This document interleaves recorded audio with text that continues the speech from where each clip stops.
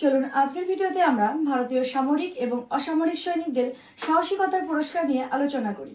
প্রথমেই আসি পরমবীর চক্রের কথায়। এটি শত্রুর উপস্থিতিতে সর্বোচ্চ সাহসিকতার পরিচয়ের জন্য ভারতীয় সমস্ত সামরিক শাখার কর্মীদের জন্য সর্বোচ্চ বীরত্বের পুরস্কার। ভারতের দ্বিতীয় সর্বোচ্চ সামরিক সম্মান হলো মহাবীর চক্র, যা স্থল, জল এবং বায়ুতে শত্রুর উপস্থিতিতে সর্বোচ্চ সাহসিকতার পরিচয়ের জন্য দেওয়া হয়।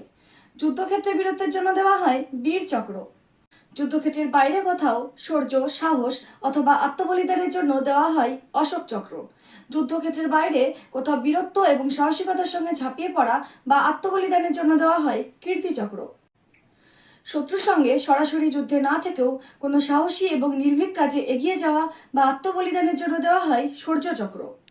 ভারতীয় সেনাবাহিনীর সমস্ত পদের কর্মীদের যারা তাদের কাজের প্রতি ব্যক্তিগত নিষ্ঠা এবং সাহসিকতার পরিচয় প্রদান করে তাদের দেওয়া হয় সেনা পদক পুরস্কার।